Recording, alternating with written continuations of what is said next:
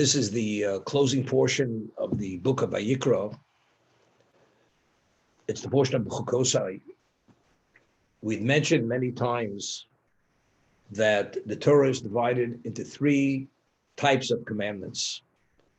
There are commandments which are referred to as mishpatim, rational laws, such as the laws of stealing, meaning even if the Torah wouldn't have transmitted the laws of stealing, it's understandable that you cannot have a livable society if people don't respect one another's ownership rights. So stealing means it's a breach of that right, damaging. These are laws, or having a judicial system to adjudicate between two parties. Those are classified as mishpatim, rational laws. Then we have laws which are called testament laws, laws of testament. For instance, remembering the Exodus of Egypt. That's a testament. Observing the Shabbos. That's a testament. We're a testament to the world, that God is the creator. He created the world. He was created in 7 days. He refrained from creation on the seventh day. Eating matzah at the Seder. That's commemorate the Exodus of Egypt. Sukkot, the booths represent the clouds of glory, which we were protected from the elements and other levels of danger during that 40-year trek through the desert. That's all referred to as testament. Then we have chukim, statutes. The most difficult statute that even King Solomon, who was the wisest man who ever lived, referred to the statute of the red heifer. He said, it's even beyond my grasp. All other statutes, such as wearing a combination of wool and linen, dietary laws, these are not rational laws. If God would have commanded it to us, we would have never come upon it ourselves. We only keep them because God says you must, because that somehow secures your spirituality, not to cross those lines. Through that, you'll be diminished. But if God would have shared this with us and commanded us, we would have never known it. Those are statutes. So here the portion begins, if you walk in my statutes and you retain my commandments, mitzvos, and vasisimosam, and you actualize them.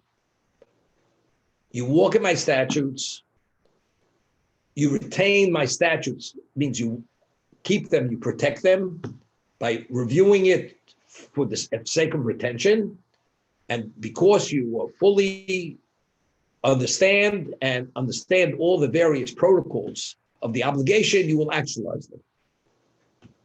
Now, what are we referring to when it says, if you observe my statutes? What statute are we talking about over here? Secondly, also, in the word b'chukosai, there should be a vav between the kuf and the taf. The vav is deleted. Why is it deleted? Because without the vowels, it could be read in the singular, in my statute singular. Because there's that, what we call the cholam, the vav is deleted, it's read in the plural. The chukosai, that's plural. Chukos are multiples, my statutes in plural. What statutes are we talking about? So first, let's understand what is the statute here. What are we speaking about? So Rashi cites what we call Torah Kohanim as part of the Talmud. So the Talmud says, maybe we're speaking about the observance of the mitzvos. So the Talmud says that can't be, because the next statement in verse is, and you retain my mitzvos. So we're not speaking about the observance of the mitzvos. So what does it mean if you walk in my statutes? That when you study Torah, you must study the Torah with toil. You must toil in the study of Torah. It's not just a study in a laid-back sense, or study even seriously, but it must be studied where you're really taking the ultimate effort, the application, the focus, and you're working at it. That is the statute. If you are dedicated to my Torah to such a degree that you're studying it where you leave no stone unturned, and you have such a degree of wanting to know what the will of God is, and you study it with the intent, when you toil for the sake of redemption, then you will merit the ultimate reward, bounty, which is unlimited bounty. That's what follows. So what is the statute? The statute is toiling for the sake of the understanding of Torah. That's a prerequisite. It's not enough you have an ingenious mind and you have immediately, or you have full retention and you fully get it. It's not enough to merit the ultimate. You have to make it a priority to the degree that it becomes, because of its innate value, you give it all you have. That's, you toil for it. What does a person toil for? Anything we value, we toil for. What do people work 15 hours a day? Because they understand the value of money, that money will allow them to achieve what they want to. Money is only a means, it's not an end. Provide comfort, provide assets, to give security. That's what the value of. So what do we work? We work even to that degree, and we make sacrifices. Whether it's education, the education is a prerequisite to employment. Employment is a means for earnings. And the degree of one invested in employment, because he wants the promotion to even earn more, because it makes him more secure, because based on what he sees as security is having the ability to create and amass and be at a different level economic status. Because when you're in a position you could purchase more and have more, then you, as a human being, you're in a more secure position. So identically, if you give the Torah that same degree of priority, that you give it all you have, the best of you have, and you're willing to toil for it, that's an indication of the degree that you value it, that it's primary in your life. There's a midrash, very interesting midrash. We find by the building of the Mishkan, that here we find people, their background was mortar and brick, because that's what we did for all the years in Egypt. And we go to the desert, and they were never trained, they were never mentored to do anything. And now they come to Sinai, God openly communicates with them, and they receive the Torah. Okay? Moshe ascends for 40 days and 40 nights to bring down the first set of tablets. And that last day, due to a miscalculation of time, because the rabble went out of Egypt with the Jews, they instigated the concept of a golden calf, idolatry. They believed that Moshe was no longer alive. They needed an intermediary with God. So they're going to create a golden calf and they're going to worship the golden calf, which is idolatry. What does God do? Moshe goes, smashes the tablets. He supplicates God for forgiveness. Second set of tablets are brought to replace the first. The Jews are not in the same position as they originally were. Now the only way we can have a relationship directly with God is through a medium. The medium is called Mishkan. He must build the Mishkan. And the Mishkan, in that medium, God says, through that medium, I will dwell in your midst. And the specification and dimension of that Mishkan is a divine blueprint. God is the architect of the Mishkan. All the materials, the specifications of whether it's the altars, the ark, the cherubs, everything is according to God's specification. That's what it is. Now, to be able to develop the gold and the silver and the weaving and dyeing and the carpentry, you have to be mentored and trained and apprenticed by the most expert cabinet makers, goldsmiths, weavers, dyers, whatever, because there was tapestries and there were vestments and there were many things that had to be created. How do people who come from such a primitive background, mortar and brick, how all of a sudden did they become so sophisticated that they're able to develop this creative ability to be the most advanced level of artisanship? How's it possible? So the Torah says explicitly, it was a miracle. God put wisdom in all the hearts of those who possessed wisdom.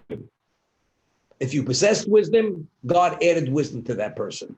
And the Talmud tells us that the heart that already contained a degree of wisdom, God added wisdom to that, which means it was miraculous. Now, it's very interesting. You have two masters. You have Rembrandt, you have Van Gogh. Each of them are masters in their field of art as artists. But when you look at the Rembrandt, you know it's Rembrandt. And you look at Picasso, you know it's Picasso. Or Van Gogh, whoever it may be. Because each master, the expression of his genius is based on his persona of his personality and the type of genius which functions within his own capacity. Although they're both genius. Yet the artisans of the Mishkan, all the workmanship that was done by the craftsman was at the most advanced level. It appeared as if it was all done by one craftsman. You had multiple dyers, multiple weavers, and it was very sophisticated. And carpentry, cabinet makers. Everything, it appeared when you looked at it as if it was done by one artisan, by one craftsman. How's it possible? So that's the miracle. The answer is that's not the miracle.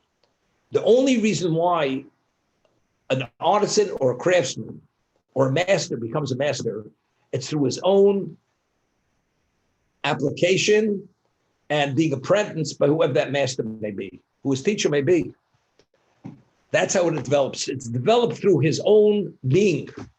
Here, every one of the craftsmen and artisans, the reason why they came upon the ability, because God endowed each of them with the identical ability.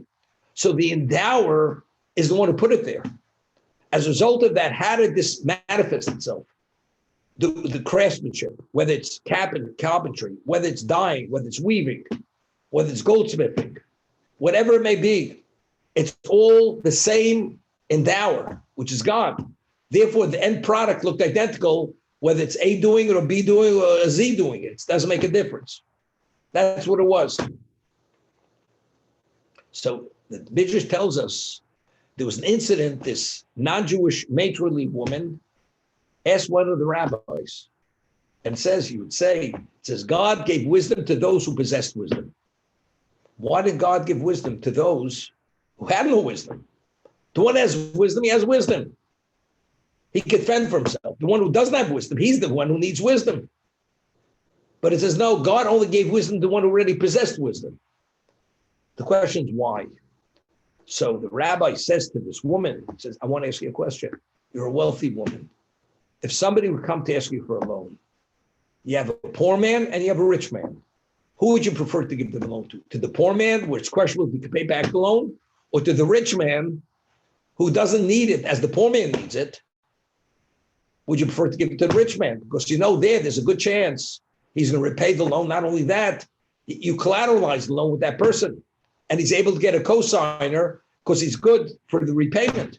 She says, of course, I give it to the rich man. I don't give it to the poor man because I'm not interested in giving a gift. I want a loan. I want it to be paid back because I want my money to be secure. So the rabbi says to this woman, he says, listen to what you're saying. The person who has no wisdom, if you give him wisdom, an understanding of how to develop whatever it may be, you know what's going to lead to? It will lead to abuse. He will take that craftsmanship, that wisdom, and he'll develop something which is inappropriate with that divine endowment. But the person who has the wisdom of his heart, which we'll discuss in a moment, that person will be a responsible custodian, caretaker for whatever he's given. He will only apply it and utilize it only on special occasions. He will not display it and actualize it anything which is not appropriate. So Rav Chaim Volozhin asks a question. It says, in the heart that contained wisdom, he placed wisdom. Where did it begin?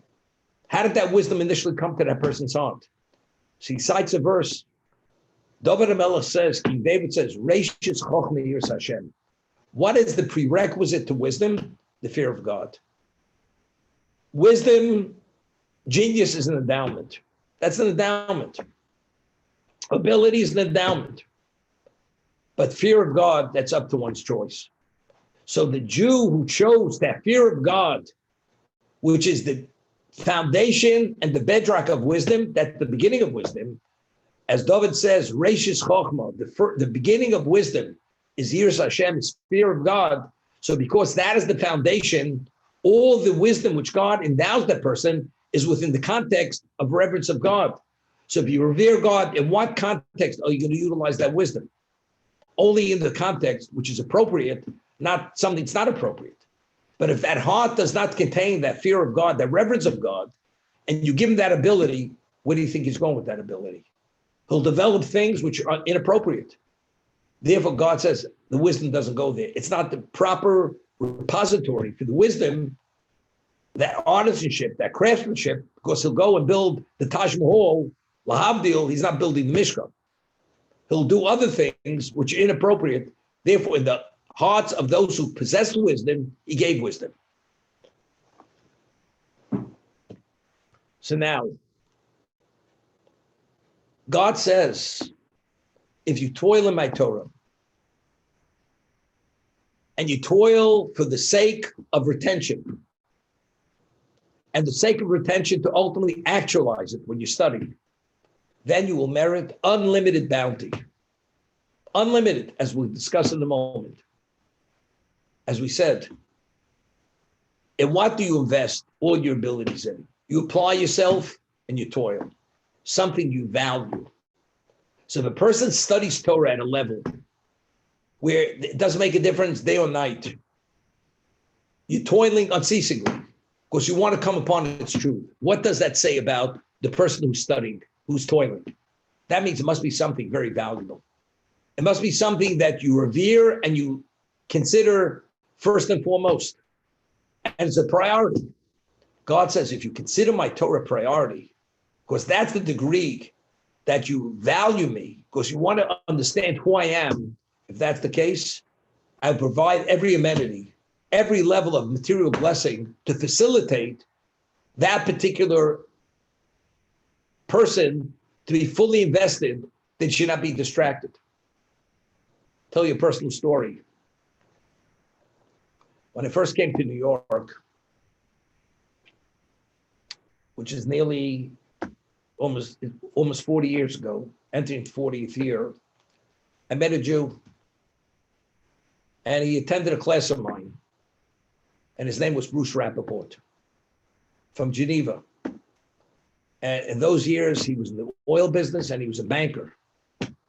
And he used to fly to New York once a month with his private jet. And he was a partner in the Bank of New York. And we were speaking, and then he must have been a man in his upper 50s. He's a man who was a genius. And in those years, he was worth over $1 billion in those years. And he said to me, he says, Rabbi, I see that, you're involved in the Talmud. He wasn't an observant man, but he loved Torah learning. And if the person he considered the person who he should be, he would do everything he could to be of assistance to that person. So he says to me, I see you study, I see you have knowledge. I want to make an offer to you. I want to avail my jet, my personal, whenever I'm in New York, anywhere you want to fly in Europe, to visit any of the libraries, to do any research, my personal jet is available for you to go. You hear this? Because I don't want you to in any way be denied that opportunity or to waste time trying to do things. I want to be able to facilitate that for you, that information should be available to you with the least degree of distraction and effort. That's an offer he made to me. Okay? Lahavdil. God says to us, if you go and you follow my statutes, what's the statute?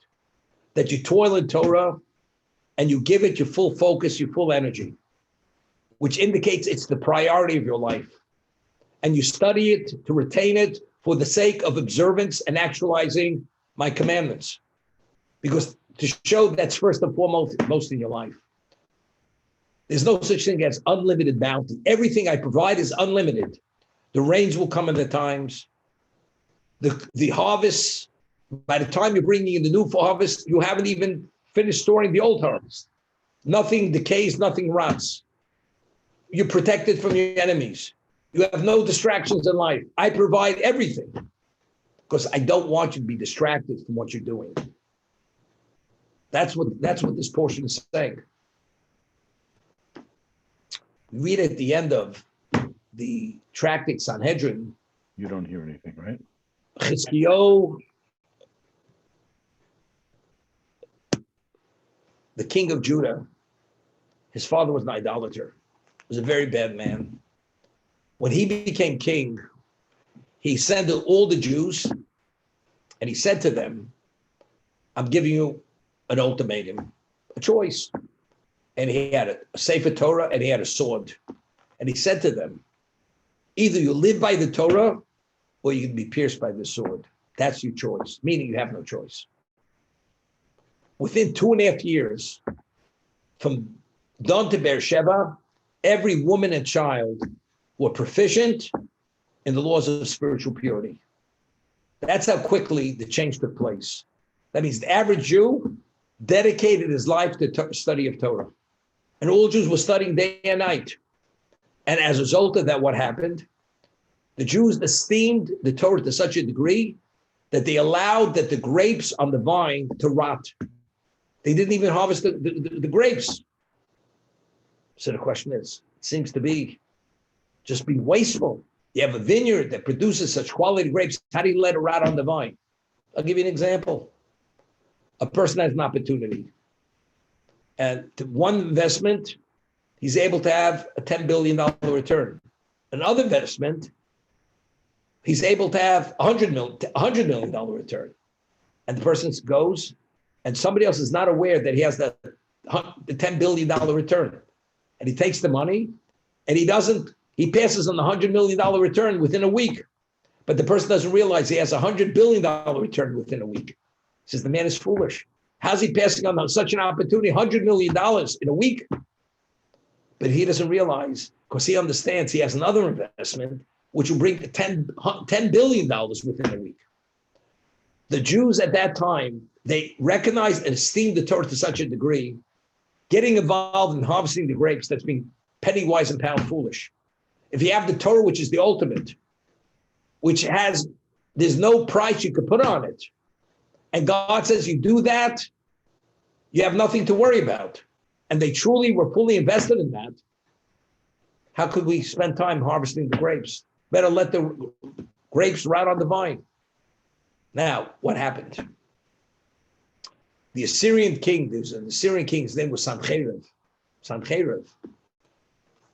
And he gathered millions of troops to go against the Jews in Israel and destroy the temple.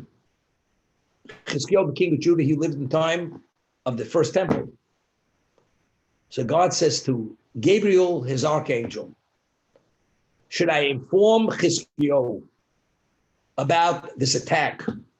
And he should go to battle, and I will allow him to be victorious in the battle. But if he has to go to battle, that means he has to interrupt his Torah study. And I don't think it's something he would want to interrupt. Gabriel, sharpen your sickle. I want, with one swoop, just wipe out the camp. And one swoop, the million troops of the enemy were incinerated. Because God says, I don't want Chizkiyahu, the king of Judah, to be distracted from his Torah study, because it's something he doesn't want to be. Because he esteems it to such a degree that even the grapes are rotting on the vine. So what was the payback? You know what the payback was? When these million troops came, they came with all kinds of wealth, like we find with the Egyptians. They pursued the Jews. The chariots were covered with diamonds and jewels and gold. They had something similar. So when they come and they find out the camp of Sancheriv is wiped out, the Syrian camp, they find levels of wealth were endless multiples of whatever all those harvests could have been. God says, no problem. There's no check I can't write. You just toe the line and be where you should be. I will underwrite the enterprise at a level that nobody can equal the way I underwrite it. And that's exactly what the Torah is saying here.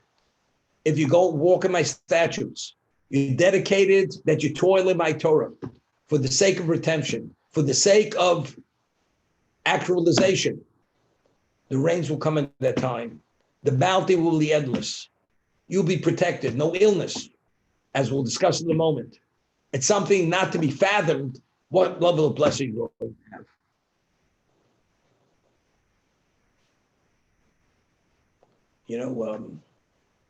Lahavdil, they have these people who are bodybuilders.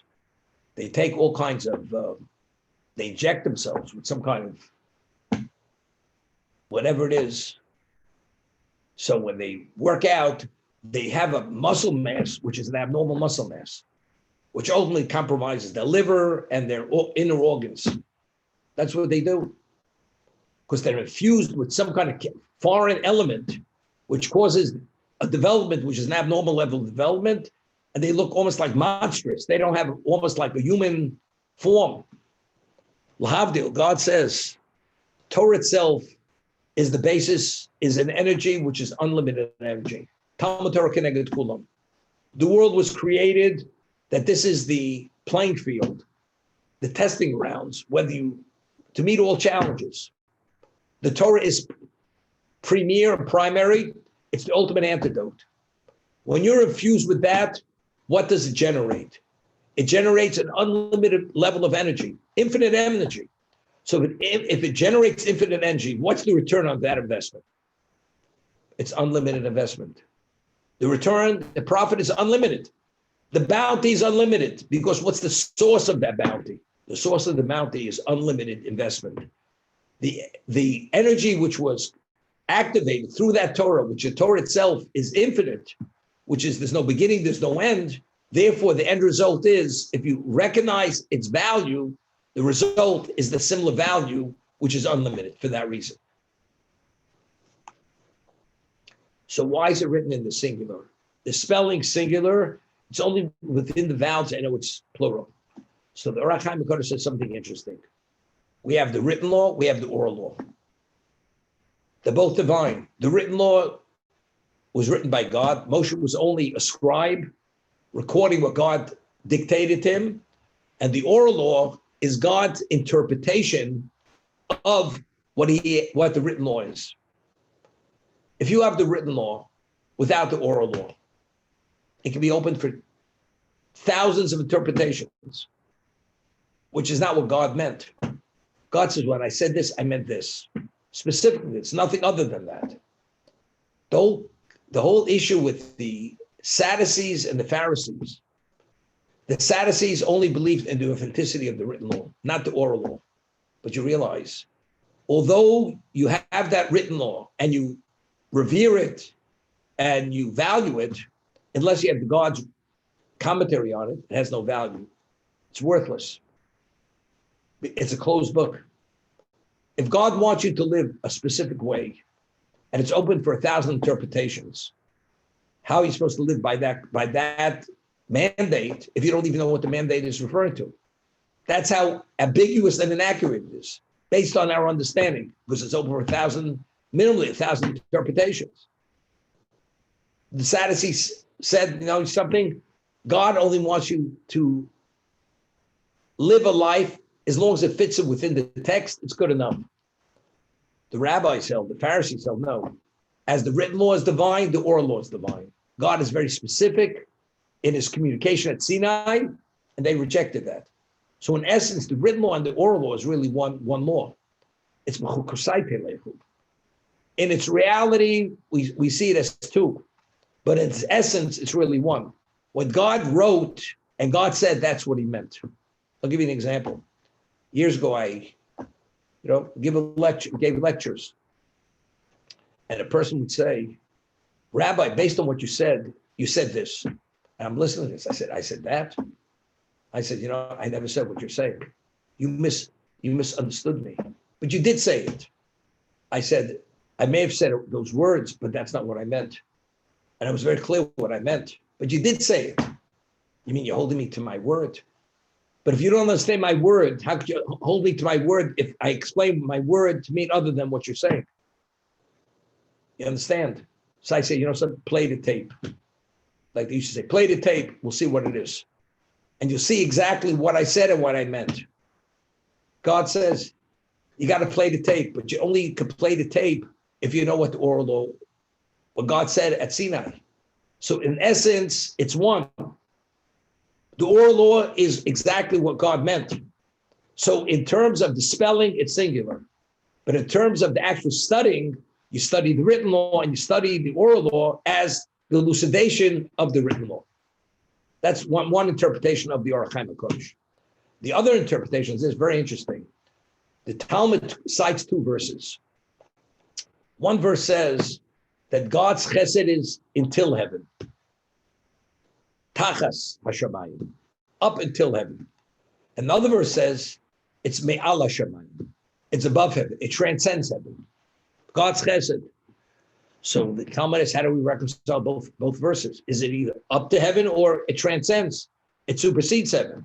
So the Talmud says a person who studies Torah only for himself, not to disseminate to others, the value of that Torah is only up to heaven. But a person who studies not only for his own knowledge, but to disseminate to others, it takes on a different dimension of value. It even transcends heaven. So if it's limud al nasl lamed, it's the study, and when you study for the sake of teaching others, that transcends heaven. If you study for yourself, although you're doing the right thing, but it doesn't have the same innate value as when you study for the others. Although you haven't yet begun disseminating the Torah, it doesn't make a difference. But the original thrust and emphasis in the original involvement, is it for yourself and others, or it's only for yourself? And that determines the quality of what the actual studying is. What level of energy does it generate? So that's what Kosai. You're studying, it's the same studying, but it's the plural. Are there others involved in your intent, or others not involved in your intent? So it's the same Torah you're studying. So it's only subtle. The only one who knows is yourself and God. But when you study, nobody knows your intention. You know your intention, and God knows your intention. So the way it's written, spelling, it's singular. When it's in the pronunciation, the vowels, it's plural. Because it's not only you, there are others also involved. Once said something interesting. The Talmud tells us that forgetting is a gift to humanity. It's a gift. Why is it a gift to humanity? Because if a person would lose a loved one, and you would experience the grief and pain and loss as the first moment, and you experience it on an ongoing basis exactly as you did at that moment, you cannot survive that pain. Ultimately, you would die from it. So what does God do? There's such a concept known as forgetting. As we say in English, time heals. Over time, things fade, they blur. So even though you remember vividly in memory the exact moment of the passing and all that you went through, but it doesn't have the same impact and effect on your life as that first moment. But if the first moment would be continuous for the rest of your life, it would actually deteriorate you and destroy you emotionally and mentally, and ultimately it would compromise your life. So God gave a gift to humanity. It's called forgetting. One forgets, okay? Now, so what is the cause of forgetting? Because people die. So what happened pre-sin Adam, before Adam ate of the tree of knowledge? The concept of forgetting, that it had any relevance to humanity, had no relevance. Because until Adam ate of the tree of knowledge, man was meant to be eternal. So the need to forget, to protect the person of that consequence of death, wasn't necessary. So forgetting was only introduced at what point of existence? Post eating of the tree of knowledge. Because now that death has been pronounced on mankind, now we need that element called forgetting to be able to survive that event. But pre that moment, forgetting wasn't necessary. So I once said something interesting. Just as death is the end of life, what is forgetting? It's also the death of knowledge. When knowledge fades out and causes you that you don't retain it any longer, you remember, it's the same thing. The mind, that level of knowledge or awareness or sense is lost. As death is lost, forgetting causes loss. Same idea. So I said something interesting. When before Moshe broke the tablets, when he came down, he saw the Jews involved in idolatry. It says, when he smashed the tablets, which was his decision, the letters of the tablets were afire. The Talmud says the letters, they floated heavenward. What was the symbolism of those letters floating heavenward? That was the beginning of Shiktas HaTorah. That if you study Torah, you will not retain it. Unless you review it and review it and review it consistently, continuously, you will forget. That's what the representation of those letters floating heavenward when he broke the tablets. Okay? What's it all about? The Talmud tells us, based on verses, if the Jews wouldn't have sinned with the golden calf, we reverted back to pre-Adam, pre-sin of Adam. The Jews are referred to by the Navi as Bnei Kel Chai. You are people, the children of God, you live forever. The Jews were no longer subject to the death. If the Jews are no longer subject to death, the Jewish people no longer need forgetting. Forgetting no longer has relevance to them. Because forgetting is only a necessary component of humanity to fend off the consequences of death. But if death no longer applies to the Jew, because the Jew reverted back to pre-sin of Adam, death is no longer relevant to us. There's no need any longer for forgetting. But what happened when Moshe broke the tablets? Due to the golden calf, we reverted back to post-sin of Adam. You're post-sin, now you're subject to death. Now you're subject to death. Now forgetting is a necessary component for survival. Once we're already impacted by forgetting, it's across the board. It's unilateral. Whether it's forgetting the tragedy or forgetting anything else, you forget. So if you study, you forget, unless you review and review and review. You have to continuously review, otherwise you don't have the retention. So for that, you have to toil. To be able to retain Torah knowledge, since there's a natural process called forgetting, you have to continuously study, because otherwise you're going to forget. But what does that take? That takes tremendous effort. It takes mental effort, it takes physical effort, it takes endless hours of investment to be able to what? To be able to maintain it at the retention level. If you go and you dedicate yourself to such a degree, because otherwise it's not possible, God says, so what is your priority? Your priority is the Torah. If that's the case, then I will attend to every amenity, every need that's necessary to accommodate you, to provide with you without making any effort in any other area other than where you're putting your efforts. Because any effort other than that is a distraction from where you should be putting that effort into. That's the understanding. The Rambam writes in the laws of Talmud Torah, until what point does a Jew have to study in his life? So the Rambam writes that a Jew has an obligation to study till the moment he dies, right before the moment he dies, until that moment. Why? Because the Torah says, you must study my Torah and not forget it. And since the moment you stop studying, you forget, therefore you must study Torah till the last moment, because if you stop a moment before that moment, the forgetting process has begun. You know, I always give an example. You see a puddle of water in the morning, and now you have the sun shining on that puddle, and the rays of the sun are very intense. By midday, that puddle is no longer there. Did you see it evaporating? It's so gradual, the evaporation, visually you don't even see it. When a person begins forgetting, the moment you study, you stop studying, you take that, you have a lapse of involvement, the process already has begun. The evaporation has begun. The fading has begun. So although you don't sense it, but that freshness of the initial engagement is no longer there. And if you let time pass and lapse of time, ultimately you're going to forget. Therefore, the Rambam writes, based on the verse in the Torah, until what point do you have an obligation to study?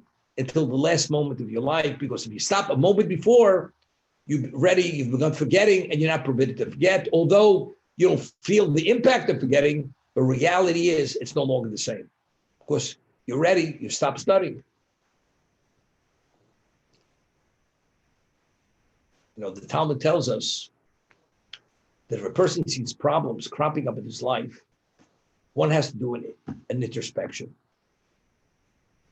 The words that a person sees Yisurim Boim Olav, sufferings coming upon him, bad things don't happen for good reasons. Right? You have a fever, you realize you got a problem. You have a pain, you got a problem. So you have to investigate what is the source of the pain, what's the cause of the fever. So if a person has problems in his life, whether they're financial, physical, mental, torment, whatever it is, you have to do introspection. So the Talmud says that if you did the introspection, you came upon the problem, you correct it. What about a person did the introspection, went and he checked out everything, he didn't come upon any spiritual failing, no transgressions, and it's still persisting. Yitla b'titl Torah. You should attribute to that you did not study sufficiently. Not study sufficiently. So the Vilna Gaon asks a question: if the person did a valid and accurate introspection, why did he come upon Bittul Torah? He should have realized he did not study Torah sufficiently. He found a few moments that he should have been studying, he didn't study. So why wasn't he able to come upon the cause of his problem? So you say because it was a faulty introspection. So once we classify it as faulty, as he missed this, may have missed other things. So why do you attribute to Bittul Torah that he didn't study sufficiently? That's the Vilna Gaon's question. So my Shivan Zechariah Rocha answered, blessed Mary answered this. A person was obligated to wear tefillin. You didn't wear the tefillin. You know you didn't wear tefillin. You're supposed to eat matzah to Seder. You need matzah to Seder. You're obligated to observe the Shabbos, and you did not observe it, and you cross certain lines that you're not permitted to cross. You cross those lines. When it comes to the study of Torah, it's a whole different reality. A person has to take time to sleep. We have to take out time to eat. We have to take out time to relax. You have to take time to vacation because we're all human. If the sleep is needed and you sleep to the degree that you should sleep, it's not called you're not studying Torah. Because as we say, Torah, we live with physical beings, we have to attend to our physical needs to maintain ourselves. But let's say one day a person needs a half an hour relaxation to be able to have that clarity of mind, to have that inner peace, to be able to go forward. So he should take that half an hour off to have the break for relaxation. What's the person needs? An hour relaxation because he's been fully invested. Take an hour off. What about he doesn't need more than half an hour? He takes off an hour. But he believes he needs that additional relaxation. But he rationalized it, he justified it. But if it's not justifiable, that half an hour, which he classified as relaxation, as necessity, is called Bittul Torah. So when it comes to the study of Torah, it's not something which is etched in stone, what is and what's not. It's all based on the circumstance of the individual himself. Is it a necessity? It's not a necessity. And as a result of that, it's classified as Bittul Torah. Therefore, if you did the introspection, and originally you classified it as not Bittul Torah, now that it persists, in regard to any other area, it's yes or no, it's black and white. When it comes to Torah, it's all gray. And due to your conflict of interest, you didn't evaluate it correctly. Now that it persists, it's an indication that that it is Bittul Torah. You didn't study sufficiently. That's what it's about. We find in the time of the early Rishonim, the early commentators, there was a concept known as Torah Sum Namso, that the Torah is the equivalent, it's your craft. I'll give you an example. Person has, his day starts 8 o'clock. They have a meeting of all the associates of the firm. At that time, nobody can take telephone calls. From that time until a certain hour in the office, no interruptions. Why? Because you're fully committed that time to whatever you're meant to do at that time. A person who's Torah Sum Naso, just as if he'd be working, he wouldn't interrupt his workday for anything but work. Identically, when you study Torah, There's no justification to interrupt it for any other reason, unless it's justified halachically, it's justified. Otherwise, you don't. That era ended at the end of the 14th century. That's when that era ended. After that, we justify things. Now I got to go to a wedding. I have to go to a bris. I have to go say hello to someone. But you know something? If you'd be working in your law firm and somebody says, my buddy's coming in, I haven't seen him in 3 years. You don't take the day off. Not when you're making $1,000 an hour. That's what you're charging your client. You don't leave the firm. But if you're sitting somewhere, call up your study part and say, I got free tickets to the World Series. I'm going to the World Series. What are you talking about? If you had free, would you take a day off from work? Especially when you're working on a big case, you wouldn't. So why for Torah, yes, this not? The answer is because Torah is not quite the same as you work. You don't take it to the same level of seriousness, the same level of value. That person's not Torah Somnosa. He's classified as a lesser person. He's not that more advanced person. But what we speak about, what we're speaking here, Torah is primary, and you give it all you have. You toil to your best ability to come upon its truth. Then God says, I provide all the amenities. All the amenities, no problem. It's interesting. The Talmud tells us that one's yearly financial stipend is determined in Rosh Hashanah till Rosh Hashanah. That's what you're meant to make. You're not going to make more than that, and you won't make less than that. However, to be able to receive what's meant to be yours, you have to take initiative. To what degree do you have initiative? I'll give you an example. People receive unemployment checks. Okay? So there's a prerequisite for the unemployment. They don't send it in the mail. You have to pick it up yourself, and you have to show your identity. Some identification, then you get your check. Person says to the unemployment office, why don't you send it to me? They said, because that's not the way we do it. You want it, it's available, come and take it. You don't come and take it, you're not getting your unemployment check. God says, there's a vault. The vault has the amount of money that you're supposed to have. But you understand, you have to come take your money out of the vault. The initiative you take, that will determine whether you receive what's meant to be yours. What level of initiative they have to take. Okay? So now, talk about two different people. Your person's a great tzaddik. And going to the vault will entail and cause a lesser degree of Torah study. God says, look, do I want him to compromise his Torah study? If he just picks up the phone and tells me the address to deliver it, I'm happy to deliver it. Because I don't want him to infringe on his Torah study. But a man who spends 8 hours on the golf green, and he says, Rabbi, could you please send the check? Something, you could pick it up yourself. I'm not your lackey. I'm not your golf boy who carries your bag. Or I don't drive the golf cart for you. You want it? Take it out of the vault yourself. So if you have to swim across the Atlantic to get it, if you have to put 20 hours of work to become a workaholic, that's what it takes. That's the level of effort you have to do. The person who's the tzaddik, he has to do a minimal amount of effort. That's sufficient. God doesn't want him to do more than that. I always illustrate this with a story of Rabbi Yisrael Salanter.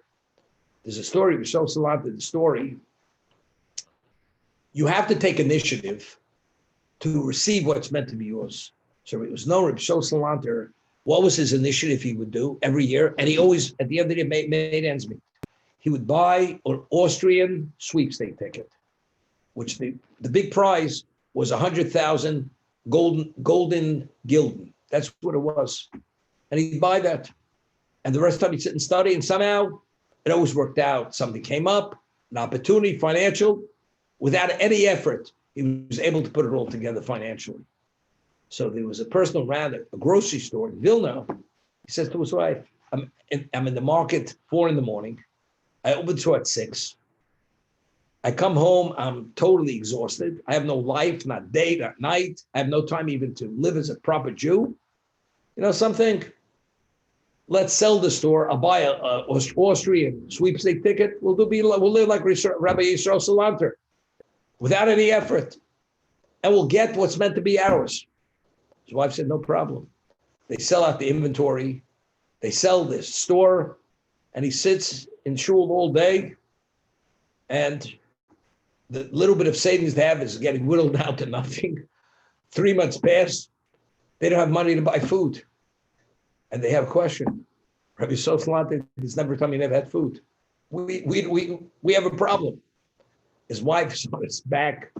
I told you your decision was irresponsible. Why did I listen to you? I shouldn't have allowed you to do it. And they start bickering, fighting. It's a disaster.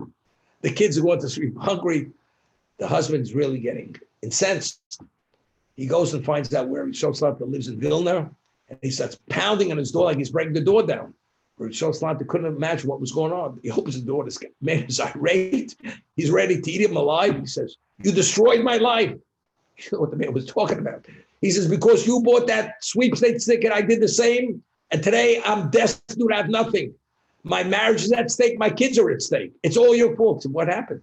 He says, "You buy the lottery ticket and somehow it works out. For me, I thought it'd work out." He says to him, "What did you pay for that ticket? $1? I'll give you $1. He said, "You can have it." That shows you don't have faith. If you'd have the faith in God, that your initiative is sufficient not to want to be distracted from what you should be distracted, but if you can sit around doing nothing, and by mind to say that's the so-called, that is the answer to everything, it's not the answer. The question is, what are you doing with your time? It was so slant that every minute was fully invested in serving God. God says, I don't want you to waste time doing other things. Just take a small degree of initiative, it's enough. This other guy, he sold out everything because he wanted to be on Easy Street, as they used to say. There's no Easy Street. You have to be fully invested. Either you're invested in the material or you're invested in the spiritual. When you're invested in the spiritual, God says, I will deliver it, whatever's meant to be yours. This man, we didn't take sufficient initiative. God says, I'm not delivering when you're sitting on you and relaxing and not working. Therefore, your family is destitute and you have an issue with your marriage. Okay, I'm going to stop here.